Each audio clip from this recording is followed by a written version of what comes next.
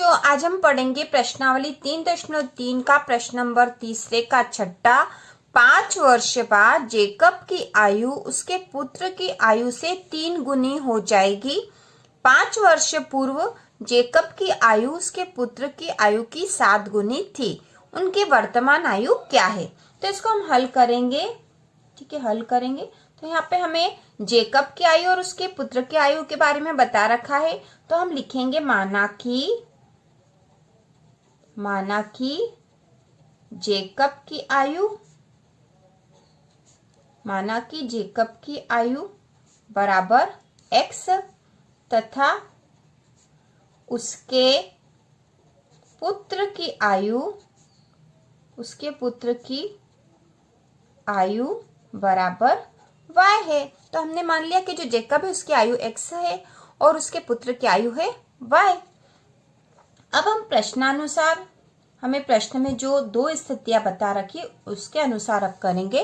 तो प्रश्नानुसार सबसे पहले कहा गया है कि 5 वर्ष बाद, प्रश्नानुसार 5 वर्ष बाद, प्रश्नानुसार 5 वर्ष बाद जेकब की आयु उसके पुत्र की आयु से 3 गुनी हो जाएगी। मतलब जो जेकब की आयु है x, वह उसके पुत्र की आयु से 3 गुनी हो जाएगी 5 वर्ष बाद। तो 5 वर्ष बाद क्या होगा? यह जो जेकब की आयु, इसमें से भी हम बाद में लिखा है। ठीक है, 5 वर्ष बाद मतलब इसमें भी हम 5 जोड़ देंगे, क्योंकि 5 वर्ष बाद इसकी आयु में 5 जुड़ जाएगा। उसी प्रकार उसके पुत्र की आयु में भी हम 5 जोड़ देंगे। अब हमें तो यहाँ एक रेखिक समीकरण बनाना है, तो उसके लिए बीच में बराबर भी लगाना पड़ेगा। तो ये दोनों बराबर कब होगी? तो प्रश्न में लिखा है कि 5 वर्ष बाद जेकब की आयु, मतलब ये वाली आयु उसके पुत्र की आयु से 3 गुनी हो जाएगी। मतलब ये 3 गुनी हो जाएगी, 5 वर्ष बाद ये 3 गुनी हो गई। तो यदि इन दोनों को बराबर करना है तो हम यदि इसमें भी 3 का गुना कर देंगे तो ये दोनों बराबर हो गए, क्योंकि तो 3 गुनी हो गई है और इसमें हमने 3 का गुना कर दिया, तो इस प्रकार ये दोनों बराबर हो गए। तो अब हम लिख देंगे, इसको सॉल्व कर लेते हैं कि x धन 5 बराबर 3 का y में गुना करेंगे तो 3y धन, ठीक है, 3 का 5 में करेंगे तो 3 पंचे 15। अब इसको x, अब ये 3y को इधर लाएंगे तो ऋण का 3y हो जाएगा, बराबर के इधर 15 तो है ही सही, और ये 5 इधर जाएगा तो ऋण का 5 हो जाएगा। अब इसको और सॉल्व कर लेंगे, x ऋण 3y बराबर 15 में से 5 घटा देंगे तो बचेंगे 10। तो इस प्रकार ये हमारी समीकरण 1 बन गई है। अब फिर से हमें क्या कहा गया है? प्रश्नानुसार 5 वर्ष पूर्व, ठीक है, 5 वर्ष पूर्व एक स्थिति को तो हमने दर्शा दिया और समीकरण 1 बना दी। अब 5 वर्ष पूर्व कहा गया है कि 5 वर्ष पूर्व जेकब की आयु उसके पुत्र की आयु की 7 गुनी थी। तो 5 वर्ष पूर्व की बात है, तो x में से भी हम 5 घटा देंगे क्योंकि पूर्व की बात है, और y में से भी हम 5 घटा देंगे। और हमें समीकरण बनानी, तो इन दोनों के बीच में बराबर लगाना। और बराबर कब होगा? अभी नहीं हुआ ये, क्योंकि ये क्या लिखा है? 5 वर्ष पूर्व जेकब की आयु उसके पुत्र की आयु की 7 गुनी थी। तो जेकब की जो आयु है पुत्र की आयु से 7 गुनी थी। तो यदि हम इसमें 7 का गुना कर दे तो ये दोनों बराबर हो जाएंगे, क्योंकि जेकब की आयु तो 7 गुनी थी और हमने इसमें 7 का गुना कर दिया, तो अब ये दोनों बराबर होगा। हम इसको सॉल्व कर लेंगे। x ऋण 5 बराबर 7 का y में करा तो 7y, और 7 का ऋण 5 में करा तो ऋण 35। ठीक है, अब x 7y को इधर लाएंगे तो ऋण का 7y बराबर इधर ऋण के 35 है, और ऋण के 5 इधर जाएंगे तो हो जाएंगे धन के 5। अब ये हो गया x ऋण 7y बराबर, अब ये 35 में ये ऋण का है और ये धन का, मतलब ये दोनों घट जाएंगे आपस में, और 35 में से 5 घटेंगे तो बचेंगे 30। और वो कैसे बचेंगे? ऋण के, क्योंकि बड़ी संख्या ऋण की है, तो ऋण के 30 बच गए।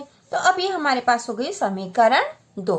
तो इस प्रकार हमें 2 समीकरण प्राप्त हो गई। अब इसे सॉल्व कर लेंगे और इसके बाद हम उनकी जेकब और उसके पुत्र की वर्तमान आयु भी ज्ञात कर लेंगे। तो अब हम x का मान निकाल लेते हैं, तो हम समीकरण 2 से ही निकाल लेते हैं। ठीक है, समीकरण 1 से भी निकाला जा सकता है। समीकरण 2 से x ऋण 7y बराबर ऋण के 30 है, तो x बराबर क्या हो जाएगा? ठीक है, x बराबर ऋण के 30 और ये ऋण 7y इधर जाएगा तो धन का 7y हो गया। तो x का मान हमारे पास आ गया ऋण 30 धन 7y। इसे समीकरण 3 नाम दे देंगे।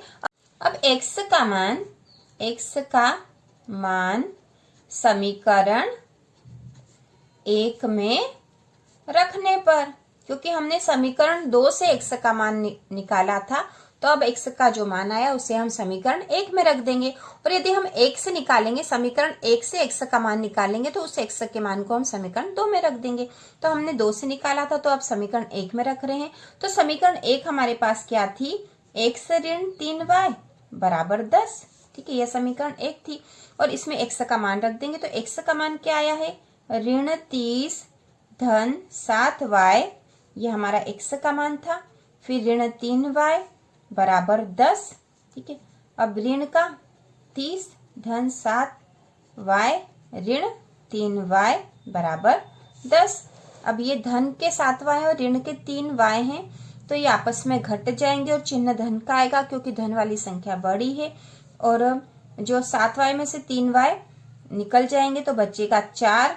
ठीक है, 4y बचे यहाँ पे बराबर। अब ये ऋण के 30 थे, इसको हम इस तरफ ले जाएंगे। ठीक है, 10 तो है ही सही बराबर के इधर, इस ऋण के 30 को बराबर के इधर के लिए आए, तो हम ये हो गया धन का 30 हो गया, ऋण से धन हो जाएगा, बराबर के इधर आएगा। तो यहाँ पे हो गया 4y बराबर 10 धन 30। अब यहाँ लिख देंगे 4y बराबर 40 और y बराबर हो जाएगा 40 बटा 4। 4 एकम 4 और 4 धाम 40, तो y बराबर हो गया 10। ठीक है, y का मान आ गया है 10। अब y का मान हम समीकरण 3 में रखेंगे। y का मान समीकरण 3 में रखने पर, क्योंकि समीकरण 3 में हमने x का मान निकाला था। ठीक है, x का मान y के पदों में निकाला था। अब y का मान रख देंगे तो हमें x का मान भी पता चल जाएगा। तो समीकरण 3 जो था, x बराबर ऋण 30 धन 7y, यह था समीकरण 3। तो x बराबर ऋण 30 धन 7 और y का मान आया है 10, तो y के स्थान पर लिख देंगे 10।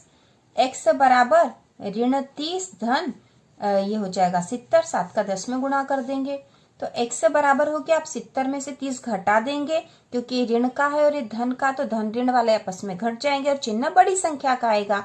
तो यहाँ पे 70 में से 30 घटा देंगे तो बचेंगे 40, और वो भी होंगे धन के।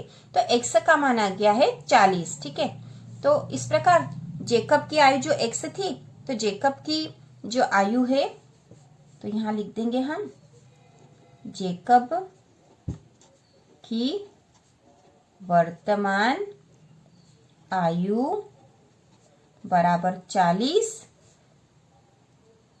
तथा उसके पुत्र की